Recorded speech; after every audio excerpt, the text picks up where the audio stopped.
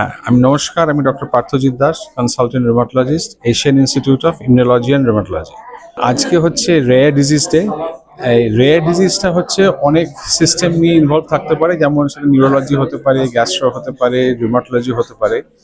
আমরা এই এশিয়ান ইনস্টিটিউটে যেটা দেখি, রিউমাটোলজিটা এটা মেইনলি এগুলো অটোইমিউন ডিজিজ, মানে আমাদের বডির যে ইমিউন সিস্টেমটা অনেক সময় কনফিউজ হয়ে গিয়ে আমাদের বডির যে নর্মাল সেলস, নর্মাল টিস্যু তার এগেনস্টে কাজ করতে শুরু করে এবং নষ্ট করে। যদি প্রাথমিক লেভেলে যদি ঠিকমতো চিকিৎসাটা না হয়, তখন কিন্তু অর্গান ড্যামেজ হওয়ার চান্স থাকে। এবার অটোইমিউন ডিজিজটার নামকরণটা কিভাবে হয়, মনে করুন কারোর জয়েন্টে ব্যথা হচ্ছে, কমছে না, জয়েন্ট ফুলে যাচ্ছে, এটা বেশিরভাগ তখন রিউমাটয়েড আর্থ্রাইটিস হতে পারে। যদি ইমিউন সিস্টেমটা স্কিনের এগেনস্টে কাজ করে, তখন সেটা সোরাইটিক আর্থ্রাইটিস বলি। যদি চোখের এগেনস্টে হয়, সেটাকে আমরা ইউভিআইটিস বা আইরাইটিস বলি। হয়তো মাসেলের এগেনস্টে হচ্ছে তখন মায়োসাইটিস, বা এই কি বলে যে লাংসের এগেনস্টে হয়, লাং শুকিয়ে যায় অনেক ক্ষেত্রে, তখন আমাদের ইন্টারস্টিশিয়াল লাং ডিজিজ বলি। বেশ কিছু অসুখে হয়তো একটা অর্গানকে এফেক্ট করতে পারে, বা অনেক অসুখে অনেকগুলো অর্গান একসাথে এফেক্ট করতে পারে। এসএলই ইয়াং মহিলাদের ক্ষেত্রে পাওয়া যায়, তাদের মাল্টি অর্গান এফেক্ট হতে পারে। সে মাথার চুল থেকে পায়ের পাতা অব্দি যে কোনো অর্গানে এফেক্ট করতে পারে। এবার প্রবলেম হচ্ছে, যত দেরি হবে মানে ডায়াগনোসিসে, তত কিন্তু অর্গানটা ড্যামেজ হতে থাকবে। সেটা কিডনি ফেলিয়ার হতে পারে, তাতে লাংস প্রবলেম হতে পারে, হার্ট ফেলিয়ার হওয়ার চান্স থাকে কম বয়সী ছেলেমেয়েদের। এবার আমাদের এশিয়ান ইনস্টিটিউটে মানে আমাদের সব রকম স্পেশালিস্ট আছে, যেখানে অ্যাডাল্ট রিউমাটোলজিস্ট আছে, বাচ্চাদের রিউমাটোলজিস্টও আছে। আর আমাদের এক ছাদের তলায় একটা মানে ওয়ান স্টপ সার্ভিস, যেখানে সব রকম ডায়াগনস্টিক ফ্যাসিলিটিস পসিবল, সব রকম ট্রিটমেন্টও পসিবল, যেখানে খুব আর্লি স্টেজে আমরা অসুখটাকে ধরা পড়তে পারি বা ট্রিটমেন্ট ডায়াগনোস করতে পারি, এবং তার সুষ্ঠুভাবে, তার সক্ষমভাবে চিকিৎসাও আমরা প্রদান করতে পারি। আজ 28শে ফেব্রুয়ারি world rare disease day. Rare disease বলতে আমরা শীর্ষক অসুখগুলোকে বুঝি, যেগুলো সাধারণভাবে আমরা রোজকার দেখি না। কিন্তু ভারতবর্ষে বোধহয় রেয়ার ডিজিজ বলে কিছু হয় না। এই পপুলেশনে প্রত্যেক ধরনের রোগী প্রচুর সংখ্যায়। সমস্যা যেগুলো রেয়ার ডিজিজের বিভিন্ন ভাগ হয়, আমরা যে রেয়ার ডিজিজগুলো নিয়ে ডিল করি সেগুলোকে অটোইমিউন ডিজিজের রিলেটেড যে রেয়ার ডিজিজগুলো, এইগুলোর জন্য আমরা আরও বেশি সচেতনতা এই কারণেই তৈরি করতে চাইছি। এই প্রত্যেকটা অসুখের ভীষণ ভালো চিকিৎসা আছে আজকের দিনে, এবং এগুলো বিভিন্ন সময় বিভিন্ন অর্গানের সিমটম নিয়ে শুরু হয় বলে এদের ডায়াগনোসিস হতে অনেকখানি দেরি হয়ে যায়।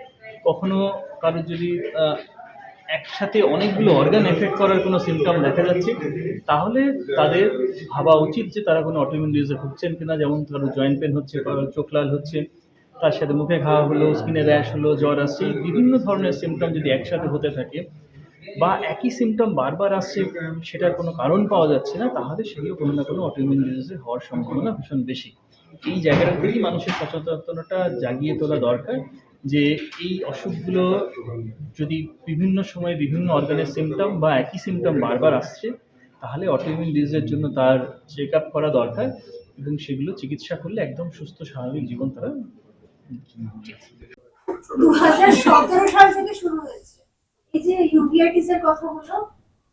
2019 সালের দুর্গাপুজোর সময় আমার চোখ লাল হয়ে গেছে, আর দেখছি একটা মানে পিপলের একটা পার্ট অফ দেখতো মানে অন্ধকার মতন হয়ে গেছে। আমি ডাক্তারকে সম্পূর্ণ ক্লিয়ারলি দেখালাম, বাত বাত বাত, একজন হিন্দি ভাষী ডাক্তার। আমি বাত বলতে কথা বলছি, বলছে হ্যাঁ তোমার আঁখে বাত হয়েছে।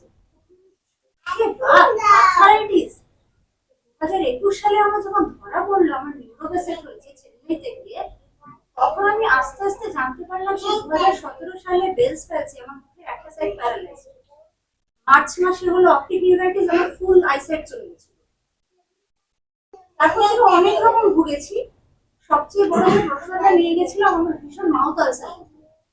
আর মাউথ আলসারে কি হতো, সবাই ভিটামিনের ঘাটতি, তো ভিটামিনের প্রচুর ওষুধ খেয়েছি, কোনো কিছুতে কোনো লাভ হয়নি। তখন যখন ধরা পড়লো চেন্নাইতে গিয়ে আমার যে এই সমস্যাটার জন্য আমার এরকম মাউথ আলসার হচ্ছে, তখন আমার জল খেতে এটাই ব্যাপার। তো এলাম, কলকাতায় এলাম, দেখালাম ডাক্তার, যা বললেন আমার ওষুধ শুরু হলো। সেই ওষুধ অনেক ওষুধ দিয়ে আমার শুরু হয়েছে, অনেক ওষুধ। সেটা বলতে বলতে এখন খুবই বেস লেভেলে আছি। নাম্বার অফ মেডিসিনস একদম আমার যা যা সমস্যা ছিল এখন আমি সেগুলো থেকে। আমি আরো মা দেখি, তো 2.5 মাস বয়সে একবার জ্বর হয়, তো আমরা নর্মাল পেডিট ডক্টর দেখাই। তিনি এমনি নিউমোনিয়া বলে তখন আমরা ডিসচার্জ পাই। 6 দিন মতো অ্যাডমিট ছিল। দেন তার মোটামুটি 2 মাস মতো পরে মনে হয় আবার অ্যাডমিট করতে হয়।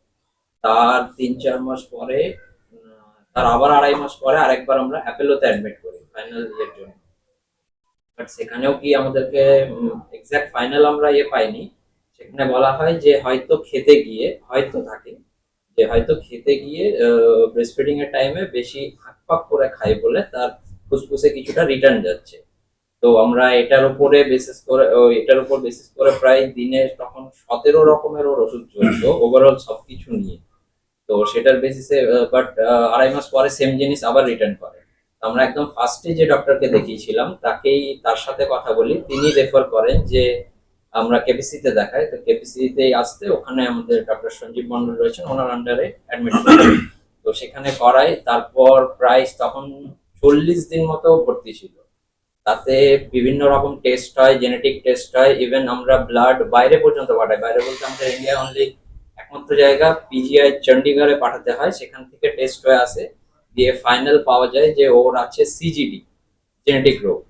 তো সেটার বেসিসে তখন প্রথমবার যেমন ডক্টর বলছিলেন যে অনেকের এরকম রোগের অ্যাটলিস্ট রোগটা পেতেও 5 বছর লেগে যায়, তারপর ট্রিটমেন্ট চলে। সেক্ষেত্রে আমরা একটু হলেও ভাগ্যবান যে আমাদের জাস্ট 5 মাস বা 8 মাস বয়স হবে হয়তো, সেই টাইমে আমরা ওর পেয়ে যাই। এখন ও ভালো আছে। আমাদেরকেও বেশ কিছু জিনিস একটু সাবধানে থাকতে হয়। যেমন বাইরে থেকে কেউ এলে তাতে সে 1 মিনিটের জন্য যাক, 5 মিনিটের জন্য যাক, বাজারে যাক, দূরে কোথাও যাক, ওর সাথে ডিরেক্ট কন্ট্যাক্টে আসি না। আমরা একটা লম্বা সময় ওকে আগে দূরে রাখি।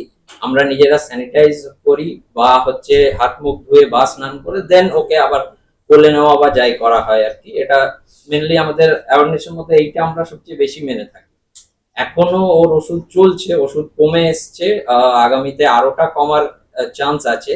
এখন ভালো আছে, তবুও ডক্টর আমাদেরকে বিএমটির জন্য প্রেফার বলেছেন। আর আমরা বিএমটি যেহেতু জাস্ট যে আমি টাকা পয়সা করে নিলাম দিয়ে করে নেবো সেটাও না, ব্যাপারটা হচ্ছে যে একটা রিস্কি প্রসেস, ওতে লাইফ থ্রেটনিং প্রসেস হতেই পারে। একটা চান্স থাকে 80%, 85% কি 80% মতো চান্স থাকে। তো সেই ক্ষেত্রে আমরা ওই রিস্কটা নেওয়াটাও একটা বাড়ির পক্ষে অনেকটা চাপের। তো আমরা এখন একটা জিনিস চাইছি যে কিছুটা সময় দেখতে যে ওষুধের উপরে যদি ঠিক থাকে, ইভেন ওষুধের উপর রাখতে চাইলেও ব্যাপারটা হয়ে যাবে যে লাইফ টাইম ওষুধ চলবে, দুটো ওষুধ লাইফ টাইম চলবে। আর সব সময় এই সাবধানতাটা রাখতে হবে ওকে। এগুলো আমার কথা শেষ করি। ট্রিটমেন্ট করছি, নিউমোনিয়া হয়েছে, নিউমোনিয়া ট্রিটমেন্ট করছি, বাট কারণটা খুঁজে বার করি না। তাহলে এর না যেটা হচ্ছিল বারবার নিউমোনিয়া হয়ে যাচ্ছিল, 4th এপিসোড 5th এপিসোড। তো তখন দেখা গেল যে হ্যাঁ কারণ তো কিছু একটা আছে। তো আগে যেটা একটা কারণ বলা হয়েছিল যে হ্যাঁ দুধ হয়তো গলায় আটকে যাচ্ছে, বুকে চলে যাচ্ছে। বাট ওগুলো কাদের হয় যাদের নিউরোলজিক্যাল প্রবলেম থাকে। যখন একটি বাচ্চা ডেভেলপমেন্টালি নর্মাল, নিউরোলজিক্যালি নর্মাল, তখন সেটা হওয়ার কথা না, আরো বাচ্চা হতে পারত। তাহলে যখন হয় তখন আমরা ইমিউন ডেফিসিয়েন্সি পাবি, যে কান দিয়ে পুত হচ্ছে, বারবার নিউমোনিয়া হচ্ছে বা ডায়রিয়া হচ্ছে। তো যখন টেস্ট করে দেখা গেল যে বডিতে এক ধরনের সেল হচ্ছে কম থাকে, নিউট্রোফিল। তো নিউট্রোফিল নাম্বারে ঠিক আছে, বাট নিউট্রোফিলটা ফাংশন করছে না। ওই নিউট্রোফিলের ভেতর ঢুকে ব্যাকটেরিয়াগুলো নষ্ট হয়ে যায়। তো যে ফাংশনটা হচ্ছিল না, যে কারণে বারবার নিউমোনিয়া হয়ে যাচ্ছিল। তো যেটা হয়েছিল যে আমরা খুব কমনলি সবাইকে বিসিজি ভ্যাকসিন দিই জন্মের পরে। তো ওর এই বিসিজি ভ্যাকসিনটা দেওয়ার বিপদ হয়েছিল, যে বিসিজি ভ্যাকসিন দেওয়ার পরে গোটা বডিতে টিবির জীবাণু ছড়িয়ে গেছিল, যে কারণে ও এখনো টিবির ওষুধ খাচ্ছে এবং ভালো আছে। এবং এর ফার্দার ফাইনাল ট্রিটমেন্ট হচ্ছে বোন ম্যারো ট্রান্সপ্লান্ট করতে হবে। কারণ প্রতিবার নিউমোনিয়া হলে আমরা কিন্তু পারবো না, কারণ বডিতে ইমিউনিটি নেই। তাহলে অনেকবার চেষ্টা করা হয়েছে, উনি অনেকটা প্রিপেয়ার্ড, আমরা অনেকটা এগিয়েছি। যে ম্যাচিং বাবা মার সাথে কতটা হয় ওটা হয়তো ম্যাচ না, বাট এখন হ্যাপ্লো ট্রান্সপ্লান্ট অনেক বেশি হয় এবং তার আউটকামও ভালো। তাহলে আশা করি আমরা আগামী কিছুদিনের মধ্যে ট্রান্সপ্লান্ট করে ভালো রাখতে পারবো। আদারওয়াইজ লাস্ট 9 মান্থস ওষুধে অ্যাবসলিউটলি ফাইন, কোনো নিউমোনিয়া হয়নি, কোনো ইনফেকশন হয়নি। এরকম ভাবে কি শুরু হয়েছিল? মেডিকেল কলেজে আছি, মানে ভাবে এটা বলতে পারি যে মানে আমি নিজে ডাক্তার হয়েও মানে আমার বাবার প্রেজেন্টেশনটা এমন ছিল, মানে ওভারনাইটে একটা প্রবলেম যে আজকে কিভাবে তাকে এই জায়গায় পৌঁছে দিয়েছে। মানে আমি সকালে হসপিটালে বেরোচ্ছি, বাবা আমাকে বললেন যে আমি সেভ করতে গিয়ে আমার ব্যথা করছে। তো ন্যাচারালি আমি ভাবলাম যে সেভ করতে গিয়ে রেগুলারলি সেভ করে কোনো সমস্যা নেই। তো আমি কাছে গিয়ে দেখলাম যে ব্যাপারটা সেভ করার সেভিং এরিয়াতে নয়, পেরিকন্ড্রাইটিস, মানে আমাদের কানের যে বাইরের অংশটা কার্টিলেজিনাস, সেই জায়গাটা রেড হয়ে গেছে সোলে, খুব অল্প। বাবা গায়ে হাত দিয়ে দেখলাম যে টেম্পারেচার খুব কম, মানে একটু মাইল্ডলি রেজ। তো আমি ঠিক আছে, বাবা সেদিনকে কিছু খাননি তখন পর্যন্ত, একদম আর্লি মর্নিং আমি ব্লাডটা নিয়ে কলেজে আসার সময় চলে আসলাম, ব্লাডটা দিলাম আর বাবাকে একটা প্যারাসিটামল 650 দিয়ে আসলাম। তো ব্যথাটা খুব বেশি কমেওনি বাড়েওনি, একই রকম ছিল। আমি যখন ফিরলাম দেখলাম কাউন্টটা খুব বেশি, তো আমি অ্যান্টিবায়োটিক স্টার্ট করলাম। পরের দিনকে আমি দেখলাম পেরিকন্ড্রাইটিস। আমি ইএনটি, মানে আমারই স্যার, তার সাথে কন্ট্যাক্ট করলাম। তো তিনিও ওই অ্যান্টিবায়োটিকটা 5 দিন আরো কন্টিনিউ করতে বললেন, তার সাথে অ্যান্টিহিস্টামিনিক দিলেন, কিছু ইমপ্রুভমেন্ট হচ্ছে। তখন আমি স্যারকে আর একবার ইনফর্ম করি, তো স্যার বললেন অ্যান্টিবায়োটিকটা চেঞ্জ করে আরো 14 দিন দাও। তো সেটাও দিলাম, তাতেও যে বাবা খুব বেশি রিলিফ হচ্ছেন তা না, রাদার বাবা আর কি এত পেনটা বেড়ে যাচ্ছে, আস্তে আস্তে টেম্পোরোম্যান্ডিবুলার জয়েন্টটাও ইনভলভ হয়ে গেল। বাবা ডায়াবেটিক পেশেন্ট, তো ওরাল হাইপোগ্লাইসেমিকই নেয়। তো এত পেন বেড়ে যাচ্ছে যে সে খাবার সময় খাবারটা খেতে পারছে না, কিন্তু ওরাল হাইপোগ্লাইসেমিক খেয়ে নিচ্ছে, একটা হাইপোগ্লাইসেমিক অ্যাটাক হচ্ছে। বাড়ি গিয়ে এই জন্য বকাবকি করাতে সে নিজে নিজেই আর কি আমার থেকে নিয়ে যা অ্যাসিক্লোফেনেক, যা মানে অ্যানালজেসিক পান উনি খেয়ে নিচ্ছেন, কেন না যাতে করে হাইপোগ্লাইসেমিক অ্যাটাকটা প্রিভেন্ট করা যায়, আমি কিছু খেতে পারি।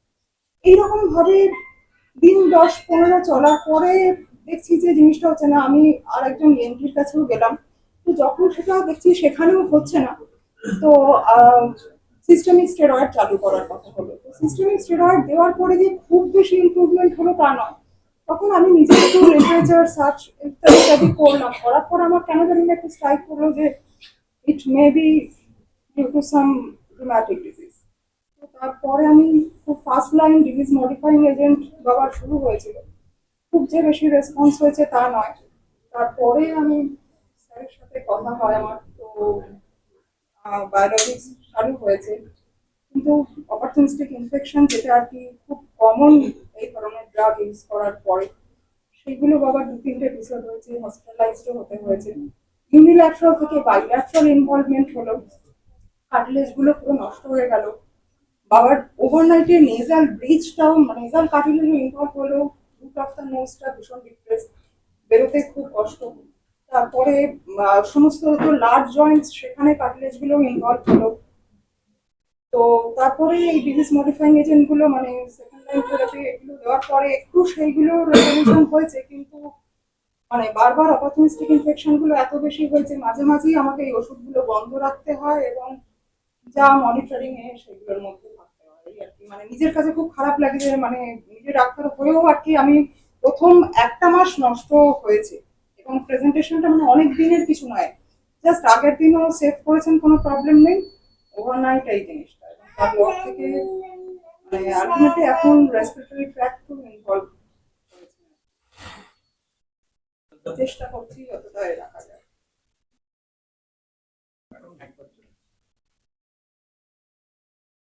Good afternoon everyone. ये डिसीज जो आपको हुआ है, रेयर डिसीज, पहली बात तो मुझे पता नहीं था कि रेयर डिसीज कुछ होता भी है, क्योंकि आपको पैर की फिंगर्स पे आया था, तो हमें लगा कि ये किसी चोट की वजह से या कुछ स्लीपर्स की गलत पहनने की वजह से ऐसा हो गया होगा। तो हमने अपने हड्डी के डॉक्टर को ऐसे दिखाया नॉर्मली, ऑर्थोपेडिक को, तो उन्होंने पेन क्लियर दी, दवाइयाँ दी, तो उससे मुझे थोड़ा आराम मिला, लेकिन ये परमानेंट इलाज नहीं था उसका।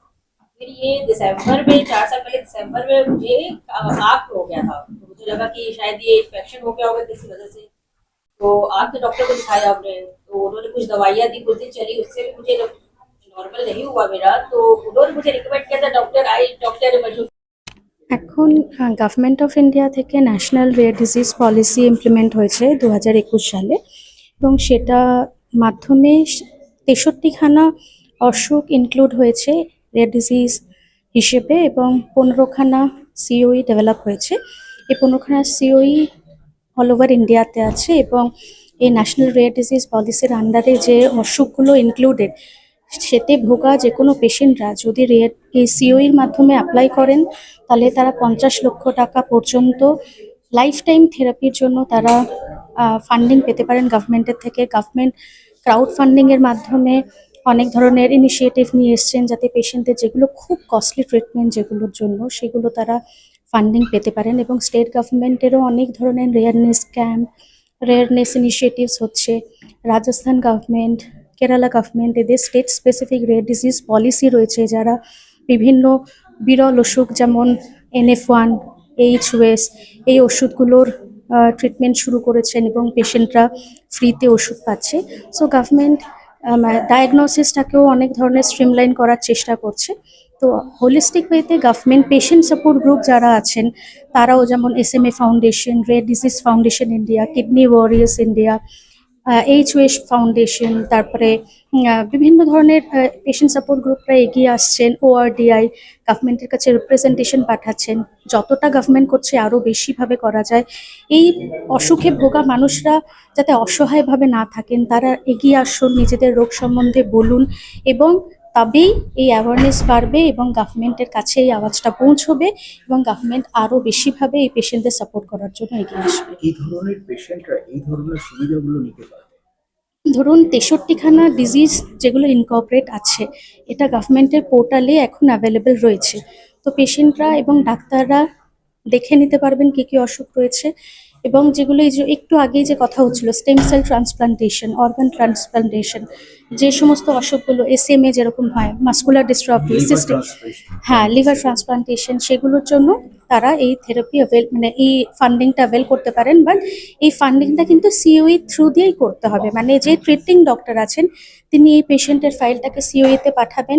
আমাদের এখানে SSKM a doctor Suchandra Mukherjee হচ্ছেন নোডাল অফিসার, এবং ওখানে প্রত্যেক টিউসডেতে রেয়ার ডিজিজ ক্লিনিক হয়, এবং সেইখানে একটা MDT মানে মাল্টিডিসিপ্লিনারি ডক্টরস থাকেন, gastroenterology, pediatrician, medicine specialist, nephrologist, তারা সবাই একসাথে বসে একটা ডিসিশন নেওয়া হয়।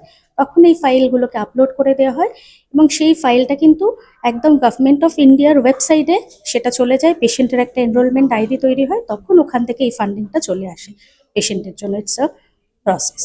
আপনি একটা কথা বলছিলেন প্রান্তিক পেশেন্টদের জন্য। প্রান্তিক মানে একদম গ্রামগঞ্জে যারা একদম। থাকে, যাদের কাছে হসপিটাল পৌঁছানো খুব রেয়ার, ঠিক। তাদের কাছে অনেক রাত্রি, হুম। সেই সকল পেশেন্টরা কিভাবে আপনাদের সঙ্গে যোগাযোগ করবে, কিভাবে আসবে?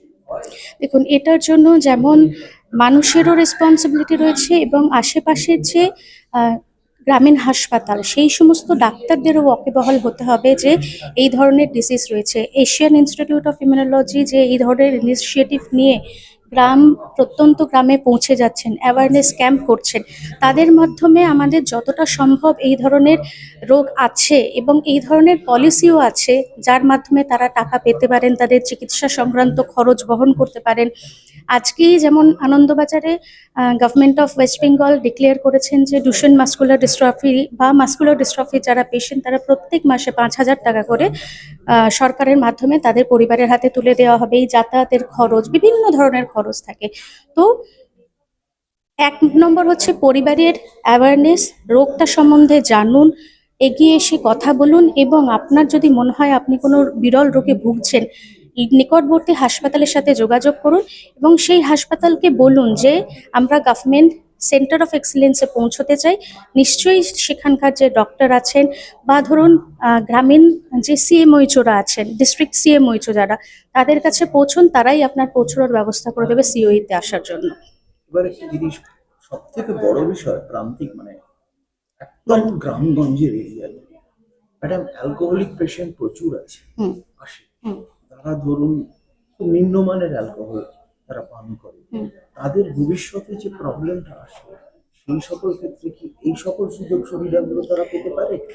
দেখুন, যে কোনো মানে হ্যাবিচুয়াল ডিজিজ যেগুলো, সেগুলো ট্রিটমেন্ট এক ধরনভাবে হয়, এবং রেয়ার ডিজিজ যেটা 63 রেয়ার ডিজিজ আমি প্রথমেই যেটা বললাম, যেটা অলরেডি ইনকর্পোরেট আছে, তাদের সেই রোগীরাই কিন্তু এই 50 লাখ টাকা পেতে পারেন। এবার শুধু কি সেটাই শেষ তা নয়, প্রত্যেক দিন প্রত্যেক মাসে এই ডিজিজগুলোকে আপডেট করা হচ্ছে, যেটা ডক্টর অর্ঘ্য বলছিলেন যে আপনারা এগিয়ে এসে না বললে এরকম কোনো একটা ডিজিজ আছে সেটাই জানা যায় না। তো বহু ডিজিজ এখনো পর্যন্ত ইনকর্পোরেশন চলছে, গভর্নমেন্টের কাছে ফাইলস পৌঁছচ্ছে, পেশেন্ট সাপোর্ট গ্রুপরা রিপ্রেজেন্টেশন দিচ্ছেন বহু ডিজিজকে ইনকর্পোরেট করার জন্য। ডিজিজটা ইনকর্পোরেশন করাটাও একটা পদ্ধতি, যত তাড়াতাড়ি হবে তত তাড়াতাড়ি পেশেন্টরা এই ফাইন্যান্সিয়াল সাপোর্টটা পাবেন। আমার নাম ডক্টর সম্পূর্ণা রায়চৌধুরী। আমি অ্যাস্ট্রাজেনেকা ইন্ডিয়াতে গভর্নমেন্ট অ্যান্ড পলিসি ডিপার্টমেন্টে অ্যাজ এ ম্যানেজার কাজ করি।